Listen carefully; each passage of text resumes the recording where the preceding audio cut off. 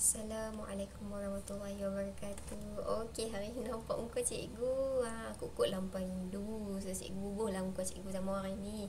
Ingat lagi ke?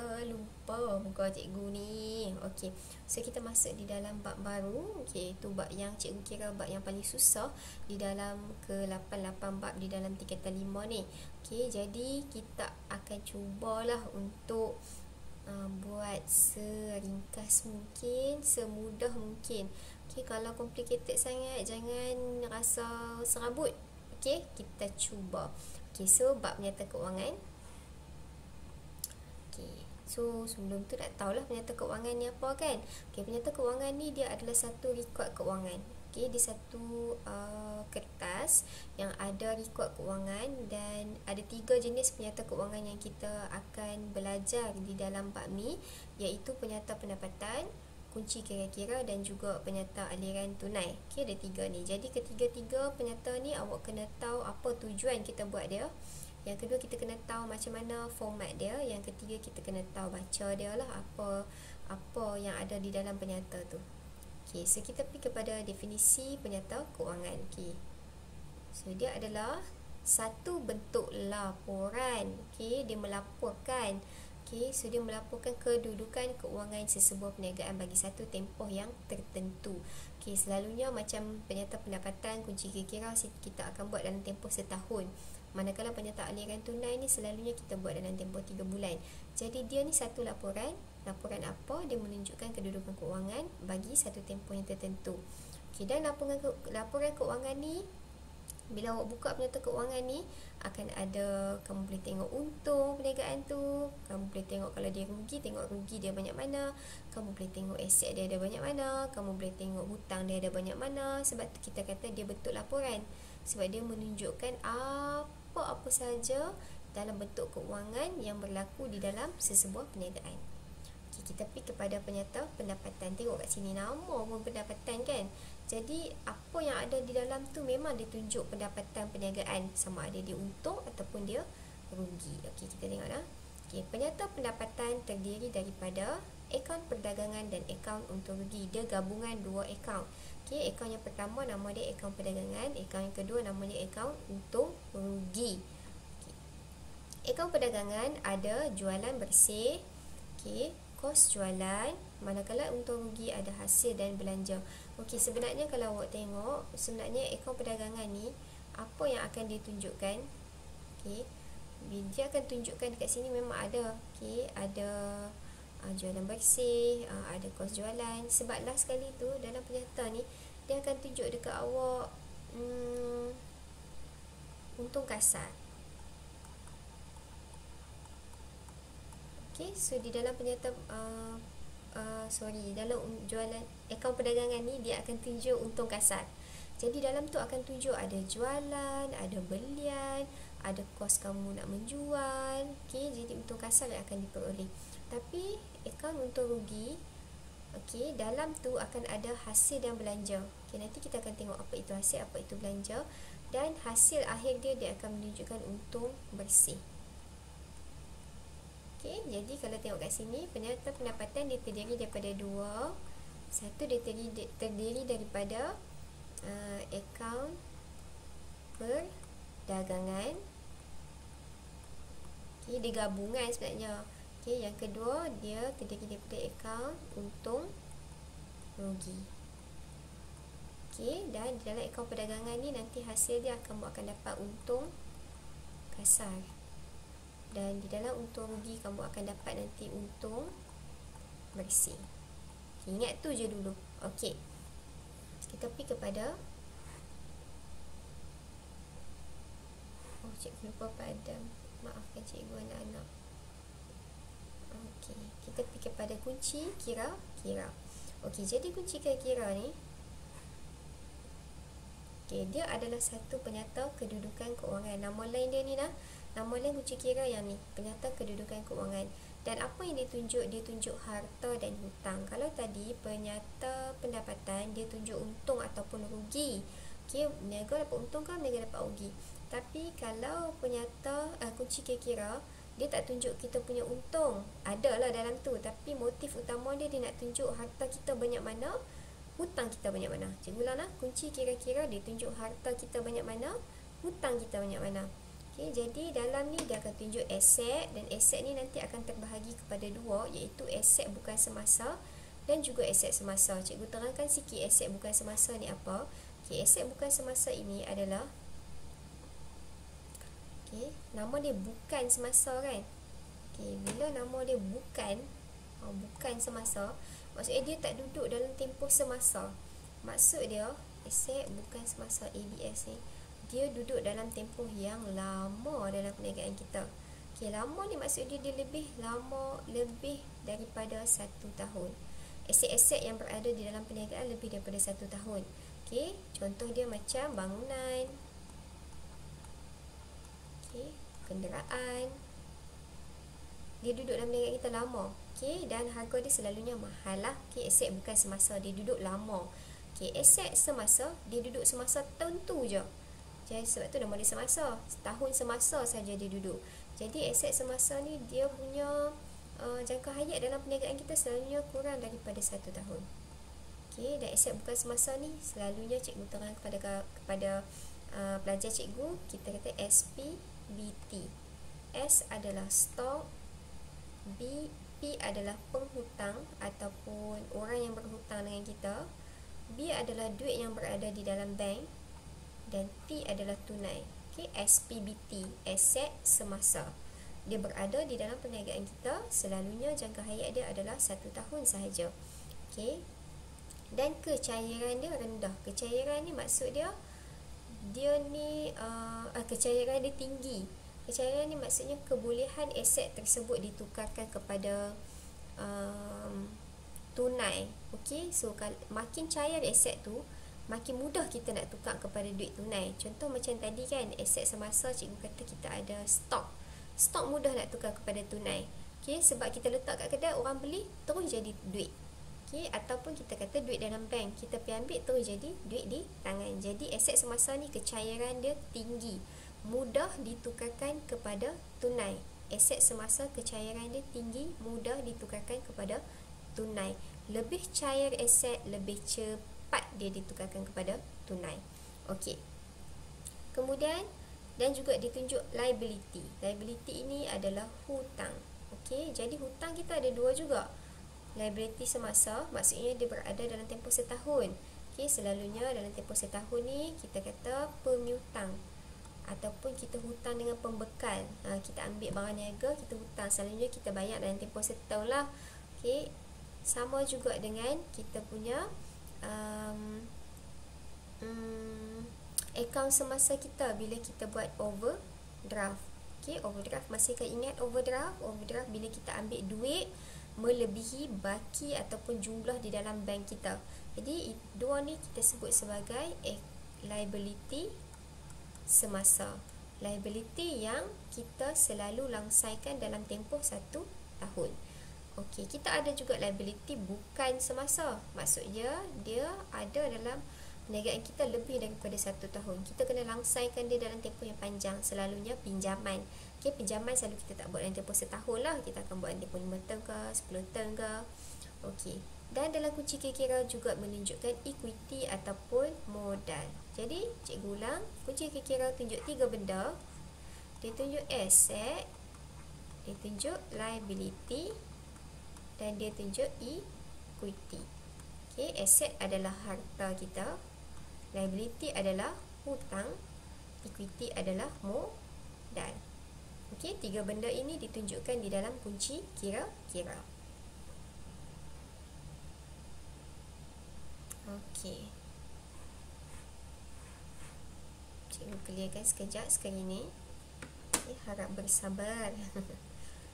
Selalu cikgu guna software lain, hari ni cikgu try guna software lain, jadi lambat sikit lah ya. Harap anak-anak ini bersabar. Hidup ini perlu sabar.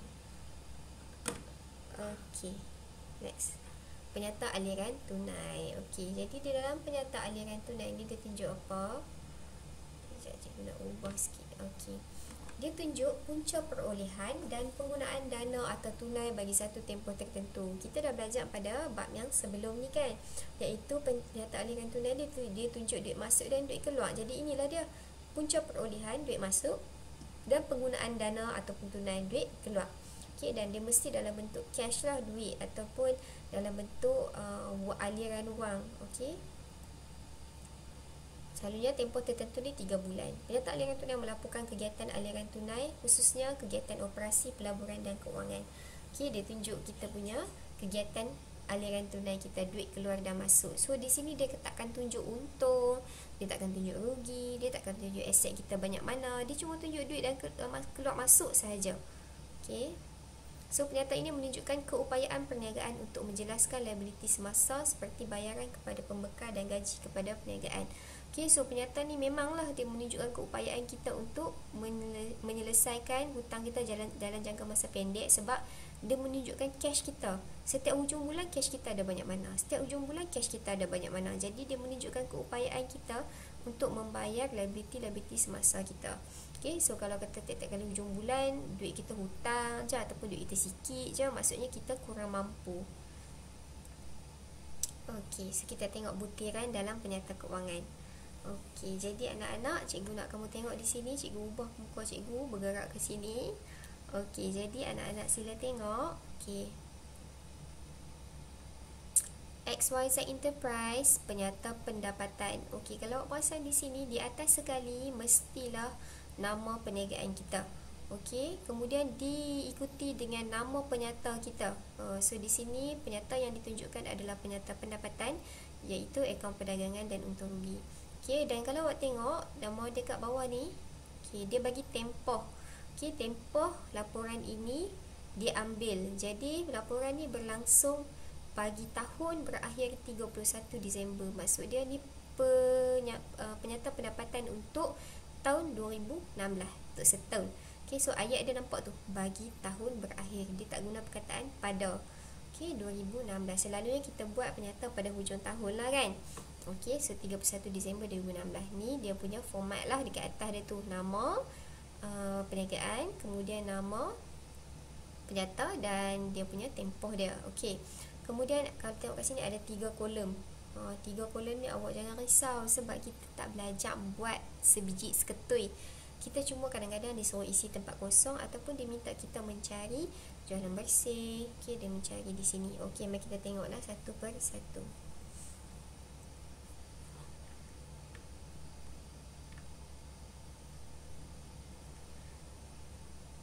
Ibu color yang ni sikit lah, biru. Okey, color kalau nak cikgu sebut blue.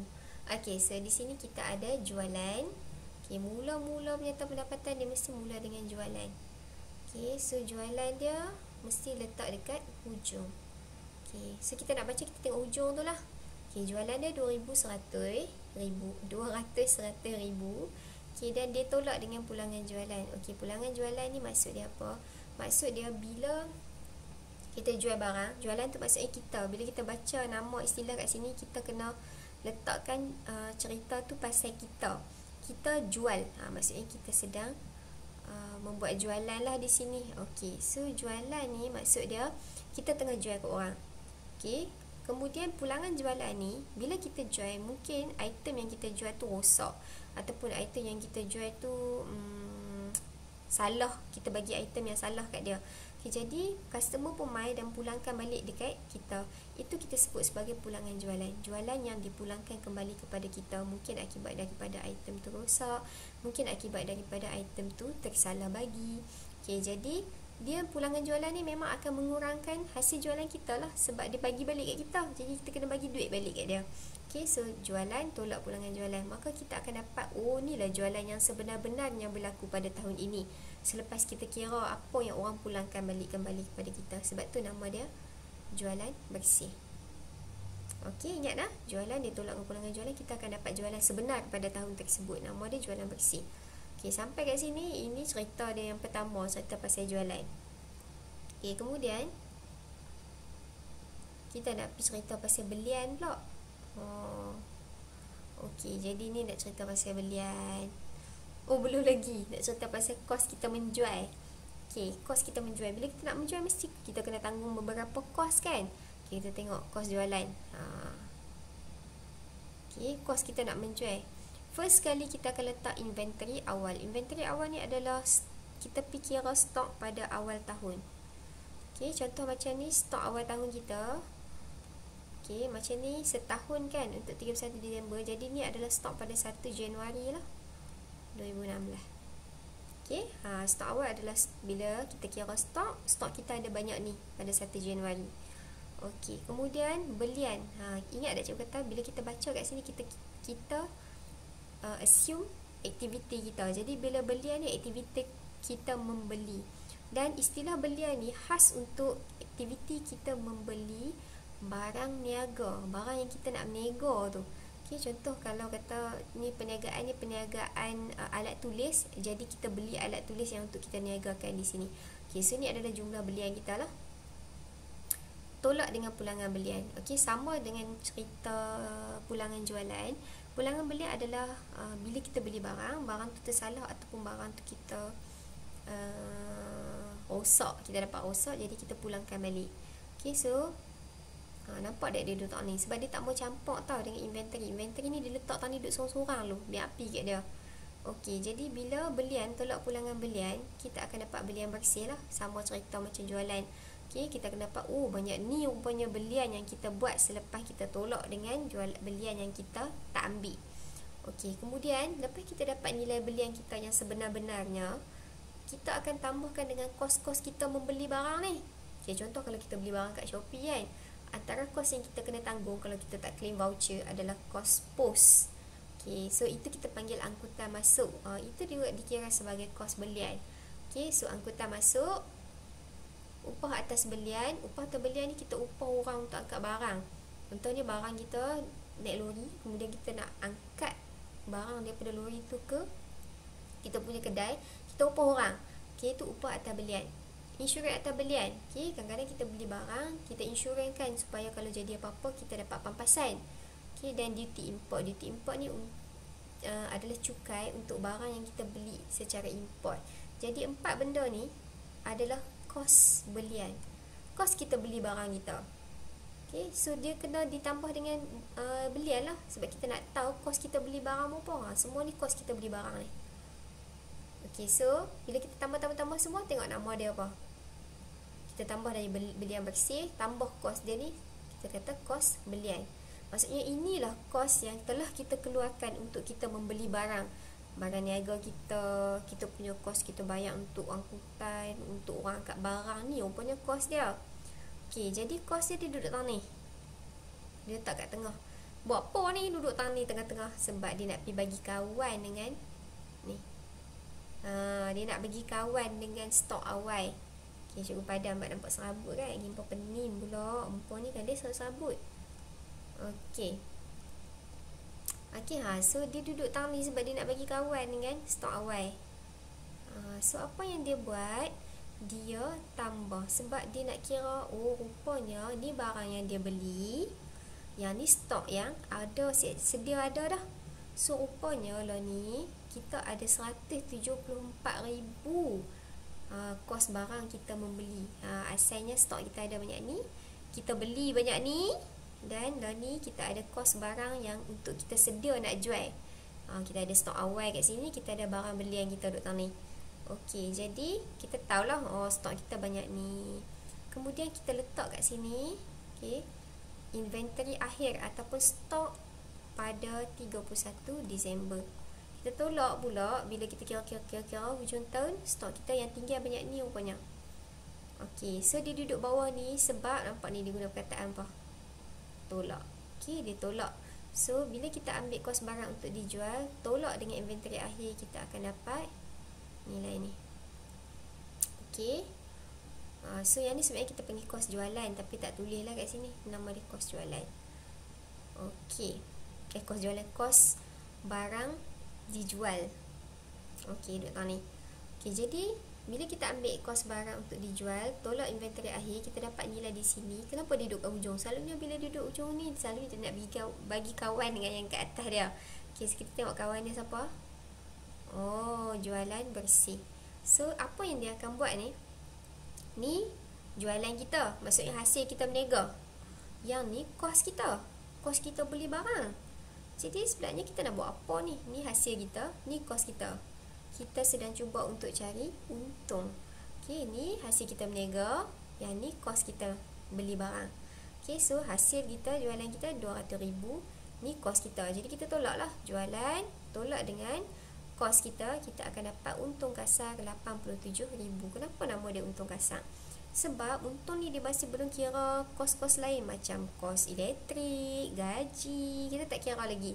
Kita baru kira kos-kos yang melibatkan barang niaga aja, barang belian kita aja. Sebab tu nama dia untung kasar. Secara kasar untung kita macam ni. Okey, so sampai dekat sini, yang ni kita panggil akaun untung rugi. Okey, ni untung kasar kita lah. Okey. So, akaun untung rugi ni senang je. Lepas kita dapat untung kasar, apa yang kita perlu buat? Kita hanya perlu tambah hasil kita. Hasil kita ni adalah apa-apa yang kita terima tapi bukan daripada hasil jualan kita. Okey, hasil ni contoh dia macam kat sini, komisen diterima. Faedah simpanan, kita simpan duit, kita dapat faedah. Okey. Ataupun hasil sewa, kita bagi sewa kedai kita ke orang. Okey, semua bukan pasal kita berniaga, tapi kita dapat duit. Itu kita kira hasil. Okay, lepas kita tambah semua hasil, kita tolak belanja kita semua kat sini. Belanja ni pun sama. Belanja bukan kos. Tak sama dengan kos atas ni. Belanja adalah apa yang kita bayar selain daripada kos kita beli barang. Contoh kat sini kita sewa, bayar sewa, insurans dan juga gaji pekerja kita. Okay, so untung kasar tambah hasil, tolak belanja, kita akan dapat untung bersih. Okay. Okay. Ini adalah penyata pendapatan. Dia tunjuk jualan, dia tunjuk kita punya kos belian, dia tunjuk untung kasar kita, kemudian dia tunjuk untung bersih kita. Sebab tu nama dia penyata pendapatan. Dia tunjuk pendapatan kita pada tahun tersebut. Okey, untung kita pada tahun tersebut. Okey, jelas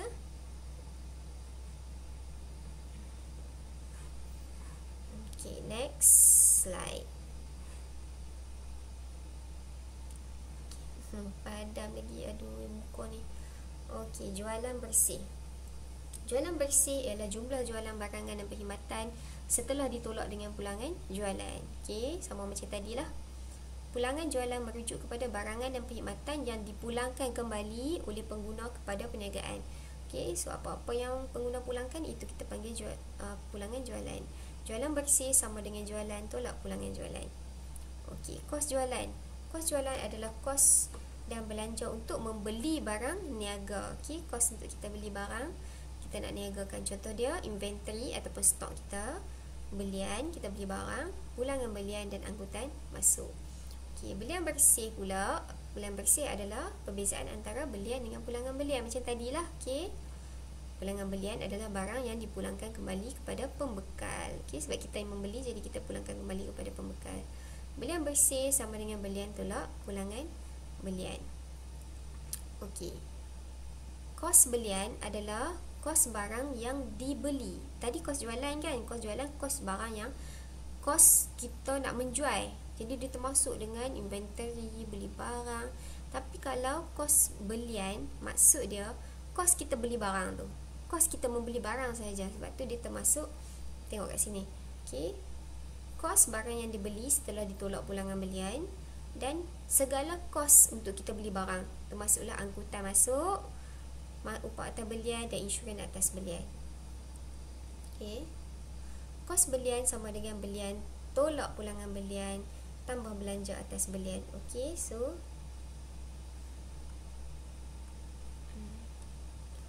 ini kos belian. Belian kita beli barang banyak mana, tolak pulangan belian dan belanja. Hak 4 tu tadi tu. Okey, angkutan masuk. Insurans, mesti ada perkataan insurans tu kena atas belian. Kalau insurans saja tak masuk sini lah. Okey, kemudian upah pun sama, kena ada perkataan atas belian. Sebab dia menunjukkan insurans tu insurans barang kita, bukan insurans orang. Upah pun sama, upah untuk orang kat barang, bukan upah lain. Okey, dan yang keempat adalah duty import. Okey, maksudnya apa tu, cukai. Okey, jadi 4 ni adalah belanja atas belian.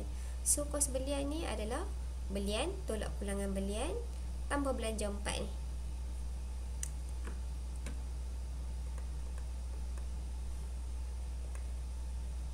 Okey.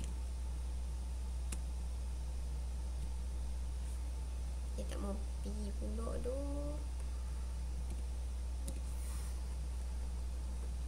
Siapa? Okey.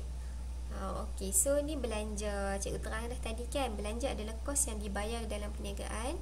Contoh dia insurans, gaji dan sewa bangunan. Okey, dan dia tak melibatkan apa-apa pasal barang niaga.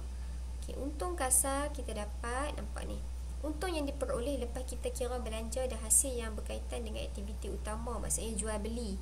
Dia tak termasuk dengan hasil sewa, dia tak termasuk dengan belanja. Untung kasar, jualan bersih tolak kos jualan. Jualan bersih tolak kos jualan. Manakala untung bersih adalah jumlah pendapatan melebihi jumlah perbelanjaan dalam satu tempoh perakaunan. Okay, untung bersih, untung kasar tambah hasil tolak belian. Jadi cikgu nak awak hafal semua formula yang ada di sini. Okay, jualan bersih, belian bersih, kos jualan, kos belian, untung kasar, untung bersih. Okey, cikgu nak kamu hafal dan kita akan voice note nanti. Okey. Okey, so kita cukup belajar sekadar penyata pendapatan saja dulu. Ni pun cikgu rasa kamu dah berasap telinga dah.